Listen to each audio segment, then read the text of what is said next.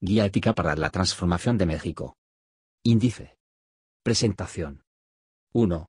Del respeto a la diferencia. 2. De la vida. 3. De la dignidad. 4. De la libertad. 5. Del amor. 6.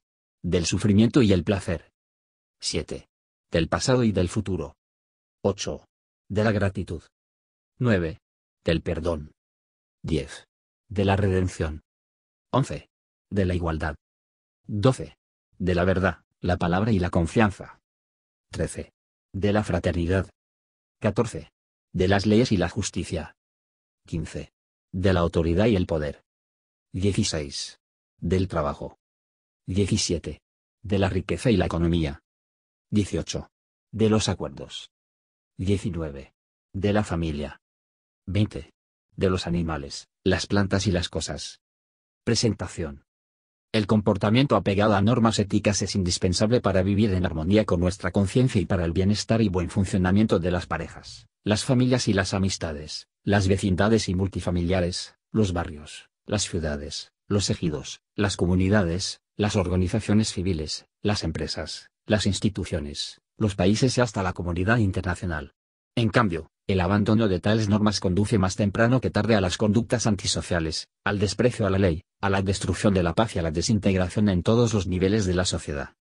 Y se establece así un círculo vicioso y una caída en espiral de la civilización a la barbarie. Así, una sociedad que se desentiende de la protección a sus integrantes más débiles cae muy pronto en la ley de la jungla, en la que los más fuertes imponen sus decisiones y sus intereses y oprimen al resto, y en la que todos luchan entre sí en una competencia despiadada que coloca al colectivo en el camino de la desintegración. La difusión y el reforzamiento de valores éticos permite superar rupturas y fracturas, fortalece el respeto de las personas a sí mismas y a los demás, construye confianza, facilita los acuerdos y la colaboración e impulsa de ese modo el desarrollo de sociedades fuertes, libres y justas. Mientras más se extiende en la sociedad el sentido ético, mayores serán el bienestar y la armonía social, habrá una mejor convivencia y será menor la necesidad de perseguir delitos. El régimen neoliberal y oligárquico que imperó en el país entre los años 80 del siglo pasado y las 2 primeras décadas del siglo XXI machacó por todos los medios la idea de que la cultura tradicional del pueblo mexicano era sinónimo de atraso y que la modernidad residía en valores como la competitividad, la rentabilidad, la productividad y el éxito personal en contraposición a la fraternidad y a los intereses colectivos. Predicó que la población debía acomodarse a los vaivenes de la economía, en vez de promover una economía que diera satisfacción a las necesidades de la gente. Los más altos funcionarios dieron ejemplo de comportamientos corruptos y delictivos y de desprecio por el pueblo y hasta por la vida humana. Buena parte de la actividad empresarial se contaminó de un pragmatismo extremo en el que toda consideración humana y todo interés nacional se desechaba en aras de la ganancia desmedida. Los comportamientos corruptos proliferaron también entre organizaciones sindicales, agrarias y de la sociedad civil y se extendieron incluso al seno de núcleos familiares. Se distorsionó y erosionó la ética que ha caracterizado al pueblo mexicano a lo largo de su historia y ello tuvo como consecuencia un declive moral generalizado en el país. Ante la descomposición y la decadencia a la que México fue conducido, proponemos reafirmar, difundir y promover los principios éticos hasta hace poco menospreciados y ridiculizados en el pasado reciente desde las alturas del poder político y económico, así como incorporar y fortalecer otras normas de conducta que han ido surgiendo en el mundo y en el país como resultado de la reflexión sobre temas de moral social y del avance civilizatorio general.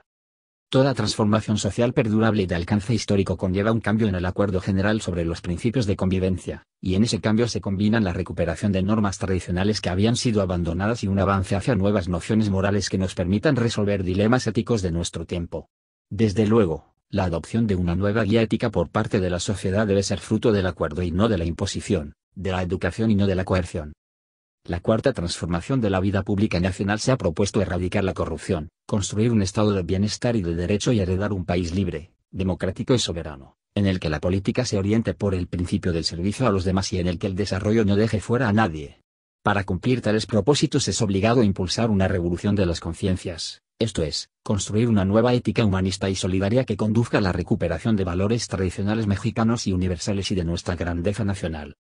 Como el resto del mundo, México atraviesa actualmente por una crisis sanitaria sumamente dolorosa que se ha cobrado vidas innumerables y que ha traído sufrimiento espiritual y material a millones de mexicanos. La pandemia de COVID-19 puso a la humanidad y a nuestro país ante el desafío de una renovación ética, pero también sacó a relucir conductas ejemplares, tanto en lo social como en lo individual, que deben ser reconocidas e impulsadas: la cohesión familiar, el sacrificio desinteresado del personal de salud y la solidaridad que ha permitido a numerosas personas salir adelante a pesar del dislocamiento de la economía causado en casi todos los países por las medidas de mitigación de los contagios. En nuestra nación esas conductas han significado la diferencia entre una situación crítica y un desastre total, y se ha procurado tomarlas en cuenta para la elaboración de esta guía. Se presenta aquí una síntesis de principios, valores y preceptos que, sin ser exhaustiva, ofrece los principios y valores generalmente considerados como positivos para la construcción de una vida y una sociedad mejores, para promover soluciones moralmente aceptables cuando entran en conflicto los fines particulares y los fines colectivos y para incrementar el bienestar físico, psicológico, emocional, espiritual, político, social, económico y ambiental de los mexicanos. Tiene como propósito contribuir a la construcción de una convivencia nacional pacífica, cívica, con libertad, paz, justicia, dignidad y seguridad.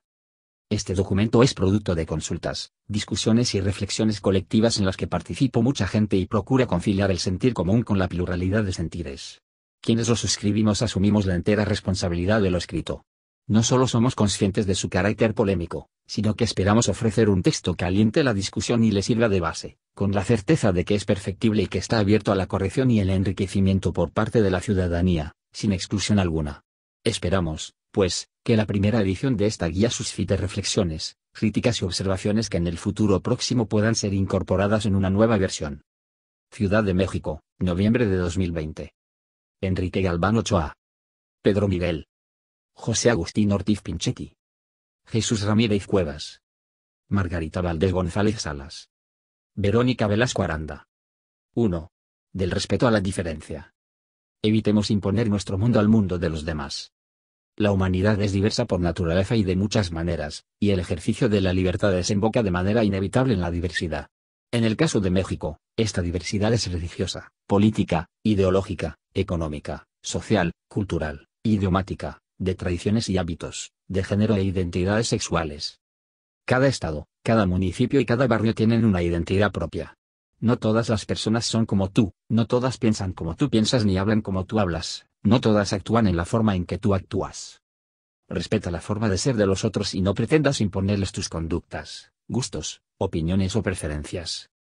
El laicismo es un principio fundamental del Estado mexicano y se traduce, en la convivencia diaria, en el respeto a las creencias de toda persona y a su libertad de profesar la religión que desee o a no profesar religión alguna. 2. De la vida. No hay nada más valioso que la vida, la libertad y la seguridad de las personas. Cuida tu vida y la de los demás. No la desperdicies en cosas que tú mismo consideras que no valen la pena. Otórgale un sentido y un propósito hasta el fin de tus días. 3. De la dignidad. No se debe humillar a nadie. La dignidad es el valor que tiene todo ser humano por el hecho mismo de ser persona y lo que lo hace sujeto de derechos universales, es también lo que lo hace merecedor del respeto de los demás. Nada ni nadie pueden quitarte tu dignidad, ni la pobreza ni el hambre ni la agresión, la discriminación, la persecución o la cárcel. Nadie puede humillarte si no te humillas. Defiende tu dignidad incluso en las peores condiciones y respete la dignidad de los otros, porque de no hacerlo pierdes la tuya propia. 4. De la libertad. La paz y la libertad son inseparables. Nadie puede estar en paz sin libertad. La libertad es el conjunto de decisiones que te son permitidas por las leyes y por tus propias capacidades, el único límite son los derechos de las otras personas. Solo quienes conocen esos límites y son capaces de gobernarse teniéndolos presentes pueden considerarse libres. Para ejercer tu libertad es necesario que nada ni nadie, particularmente las autoridades, interfiera en tus elecciones personales y que el Estado garantice tu seguridad, tu integridad y tu vida para que puedas realizarlas, siempre y cuando no dañes a terceros ni vulneres sus derechos. Trabaja por expandir tu libertad y la de los otros combatiendo las prohibiciones sin sentido, las leyes injustas, las limitaciones absurdas y el autoritarismo. Impulsa el triunfo de la libertad ayudando a crear un mundo en el que la responsabilidad de las personas haga innecesarias las fronteras y las cárceles. Muchos dieron su vida para construir la libertad que hoy tienes. Retribuye su sacrificio ampliando la libertad para los que vienen. 5. Del amor. El amor al prójimo es la esencia del humanismo. El amor es el anhelo de integración de tu propia persona y de esta con las demás, es la brújula y el ancla principal en tu vida. Es diverso y a la vez es uno solo. Se expresa como amor propio, materno, paterno, filial, fraterno o de pareja, pero también como amor a tus prójimos cercanos, a tus amigos, a tu país, a la especie, al medio ambiente y a los organismos con los que compartes el planeta, al conocimiento, las prácticas profesionales, las artes y los deportes, a quienes te precedieron y a las generaciones futuras. Sé una persona amorosa, desde tu cama y tu mesa hasta la fraternidad universal. Sé compasivo, ama especialmente a las personas que llevan una vida difícil por falta de amor. Toda muestra de consideración y afecto que reciban de ti, por pequeña que sea, será para ellas un regalo invaluable. Cultiva el amor siempre porque una vida sin amor es el vacío más árido y la peor carencia que puede padecer un ser humano. 6. Del sufrimiento y el placer. No hay mayor alegría que la felicidad de los demás. El gozo y el dolor son partes inseparables de la vida, tanto en sus expresiones espirituales como en las corporales. Goza sin más limitaciones que las de no dañar a nadie y no hacer daño a tu propia persona. Convierte el gozo ajeno en motivo de tu propio gozo. Nunca conviertas el sufrimiento de otras personas en motivo de tu placer ni tu placer en ostentación. No te aficiones al dolor, llora tus pérdidas y sigue adelante. Cuídate y quiérete, pero no disfrutes sintiendo lástima de ti mismo. 7. Del pasado y del futuro. Quien no sabe de dónde viene difícilmente sabe a dónde va. Eres quien eres y estás en donde estás por muchísimos seres que te antecedieron, desde tus padres y tus abuelos y los abuelos de tus abuelos hasta los primeros ejemplares de la especie humana. Eres un eslabón de una cadena que vincula generaciones. Cultiva el entendimiento del pasado y ayuda en la construcción de un mejor futuro. Procura conocer, comprender y honrar a tus ancestros biológicos y culturales y dejar una huella que haga mejor la vida de tus descendientes. Ama a aquellos que murieron antes de que nacieras y de los que tienes noticia y recuerdo. Tu memoria es su casa y su fuerza. Ama a los que vendrán después de ti, porque tu esperanza es el lugar en el que habitan.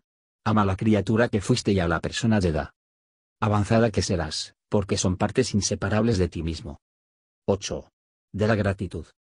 El agradecimiento es la mayor virtud de una buena persona.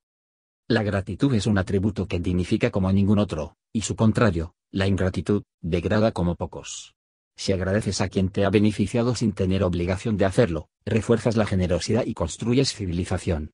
Si, por el contrario, ignoras a quien ha hecho algo bueno por ti, promueves el egoísmo, la rudeza y la insensibilidad, y contribuyes a la barbarie. 9. Del perdón. El perdón libera a quien lo otorga y a quien lo recibe. Pedir perdón y perdonar son de las cosas más difíciles en nuestra relación con los demás. Hay una resistencia natural a disculparse porque quien lo hace siente que se rebaja, se humilla o se rinde, y por ello no alcanza a vislumbrar la enorme potencia liberadora del perdón.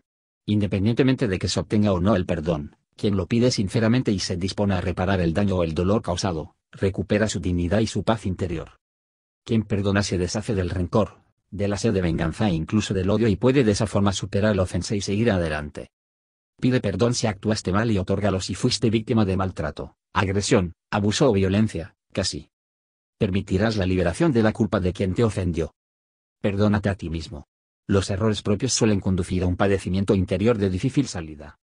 Comprende las motivaciones de tu conducta indebida, conviértela en aprendizaje y enmienda el daño causado. 10. De la redención. No se debe enfrentar el mal con el mal. En la antigüedad, la redención se refería al acto por medio del cual un esclavo obtenía su libertad, o bien al pago para recuperar un objeto empeñado.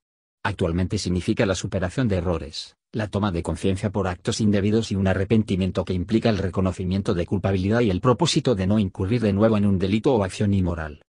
Para el conservadurismo y el autoritarismo, las actitudes incorrectas o delictivas deben ser objeto de castigo severo y las personas que las presentan han de ser separadas de la sociedad, degradadas y sometidas a una desconfianza permanente.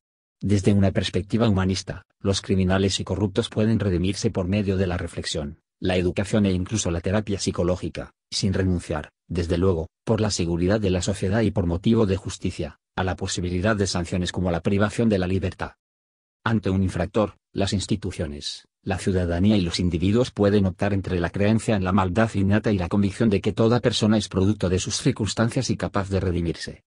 Prefiere la libertad a la prohibición, la escuela, a la cárcel, la esperanza, a la desconfianza y la sospecha. 11. De la igualdad. La buena ley debe moderar la opulencia y la indigencia, no puede haber trato igual entre desiguales. De la dignidad de origen se desprende que merecemos la igualdad.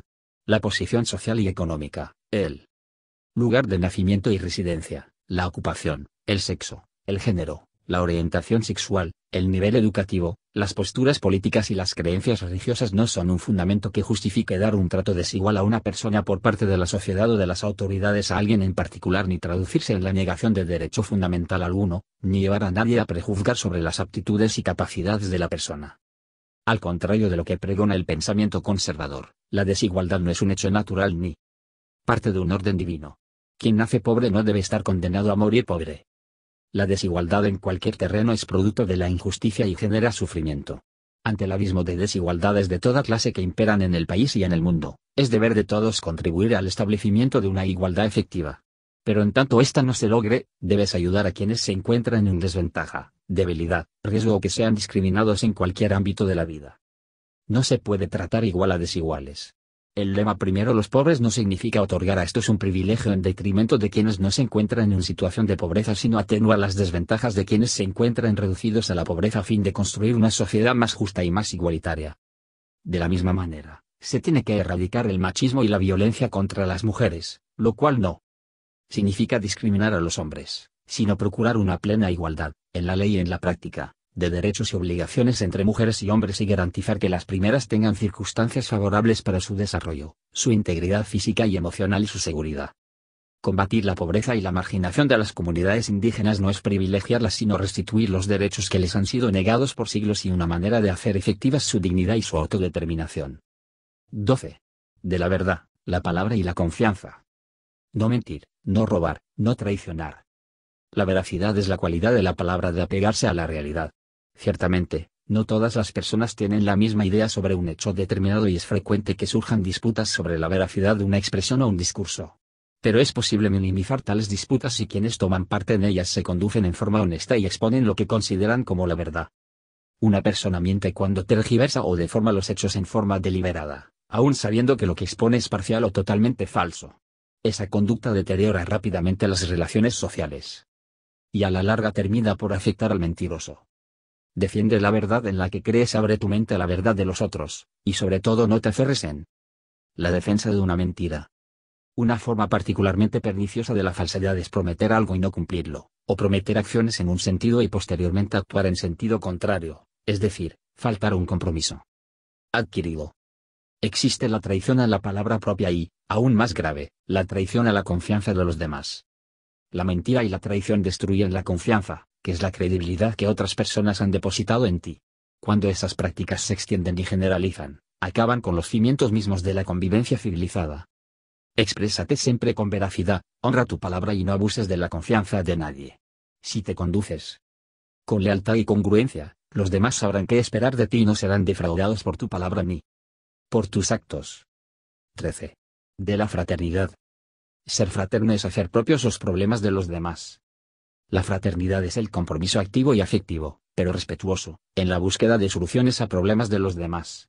Idealmente, debe ser la guía de la acción social de estados, gobiernos, instituciones, sociedades e individuos a fin de superar o aliviar el sufrimiento, la carencia y la indefensión de millones de personas. Es un deber colectivo de las naciones ofrecer a cada una de sus hijas e hijos una cuna para nacer, un pupitre para aprender, herramientas para trabajar, una cama para dormir, una mesa para comer, un techo para guarecerse, un lugar en el hospital para curarse y una tumba para descansar. Si dedicas una parte de tu tiempo a contribuir en la realización de esa tarea, tu recompensa será la de vivir en un país más libre, más justo, más seguro, más pacífico y más próspero. 14. De las leyes y la justicia. Al margen de la ley, nada; por encima de la ley, nadie. Todo, por la razón y el derecho; nada, por la fuerza. La justicia es la conciliación civilizada de los derechos de dos o más actores sociales con base en el derecho. Su guía principal es el conjunto de leyes locales, nacionales e internacionales. Es el medio principal para evitar que los conflictos se resuelvan por medio de la violencia. Por eso se dice que la paz es fruto de la justicia. Las leyes son imperfectas por naturaleza y deben adecuarse constantemente a las realidades humanas y sociales, que son siempre cambiantes. Así, se presenta la situación de que las leyes injustas deben ser modificadas. Lucha con la palabra, con la organización social y con los recursos legales para modificar las leyes que no sean justas. No basta con que existan leyes para que haya justicia. Debe haber además instituciones apegadas a la legalidad y servidores públicos dispuestos a cumplirla en forma imparcial, equitativa y sin distingo. A eso se le llama Estado de Derecho y de esa forma se genera en la sociedad certidumbre jurídica. Cuando, por el contrario, las leyes no se aplican o se aplican en forma facciosa, discrecional y arbitraria, proliferan la injusticia y la impunidad, es a lo que se le llama estado de chueco. Si la justicia depende de ti, procura ponerte en el lugar de quienes la reclaman y de actuar apegado a leyes y reglamentos y de acuerdo con tu conciencia. 15. De la autoridad y el poder. El poder solo tiene sentido y se convierte en virtud cuando se pone al servicio de los demás. El poder es la facultad de actuar y tomar decisiones en nombre de otros. La autoridad es la confianza que otros depositan en ti para que actúes en función de sus necesidades y de su interés. Ni el poder ni la autoridad son derechos o atributos de tu persona. Uno y otra solo tienen sentido ético cuando se ejercen para servir a los demás. Si lo usas en provecho propio de tus allegados incurres en corrupción, perviertes el cargo, traicionas la confianza depositada en ti, destruyes tu dignidad y tu prestigio, dañas a tu familia y a tus personas cercanas y no conocerás la satisfacción de servir a los demás. Si llegas a un cargo público deberás recordar siempre que estás ahí como representante y ser fiel a tus representados, tener en mente que eres el mandatario o la mandataria y que tus mandantes son los que te mandan. En otros términos, debes apegarte siempre al principio de mandar obedeciendo. La política es un asunto de todos. Aunque no ocupes un cargo público, no debes desentenderte de los asuntos políticos ni descuidar cosas que son del interés general. Individuos y sociedades apáticas son alimento del autoritarismo y la opresión. Mantener una actitud participativa, crítica y vigilante sobre tus gobernantes es la esencia de la democracia y la mejor manera de preservar la libertad, el bienestar y la paz. No olvides nunca que el pueblo manda y que tiene el derecho de poner y quitar a sus gobernantes, así como de tomar parte en los asuntos públicos. 16. Del trabajo. No hay mayor satisfacción que tener trabajo y disfrutarlo. Al igual que el poder, el trabajo adquiere su pleno sentido cuando se realiza para los demás.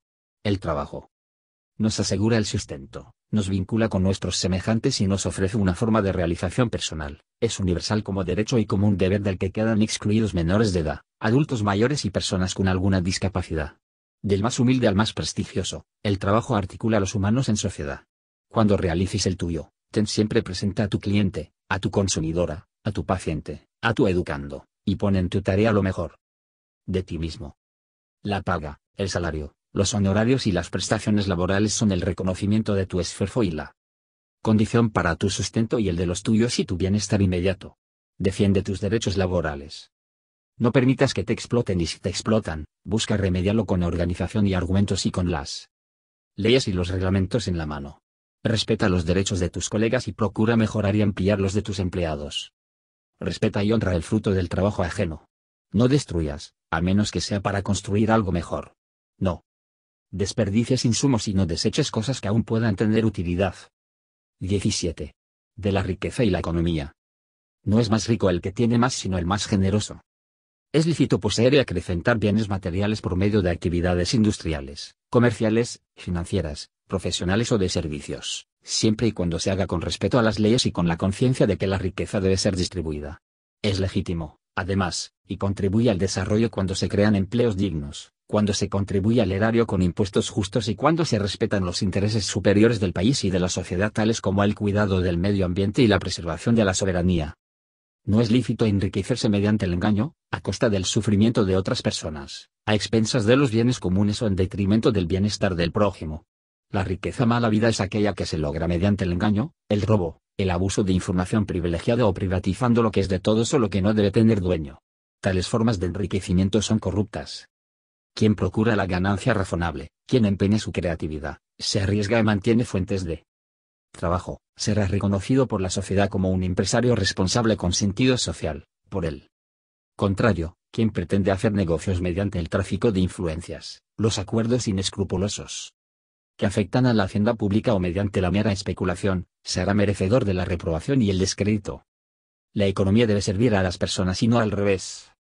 La riqueza que tiene mayores efectos positivos en la vida de los individuos y de los países es la que está mejor distribuida. Una economía que cumple con estos dos principios es una economía moral. 18. De los acuerdos. Los compromisos se cumplen.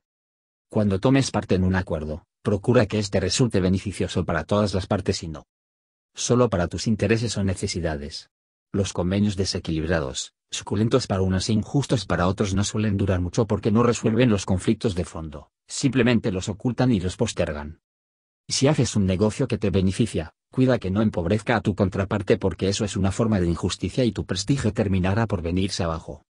19. De la familia. La familia es la principal institución de seguridad social de México. La familia es la célula básica de la sociedad, la primera escuela, el primer dispensario médico y, en nuestro país, un núcleo de ayuda mutua que acoge a los individuos en circunstancias adversas, como se ha evidenciado en la pandemia que enfrentamos hoy en día.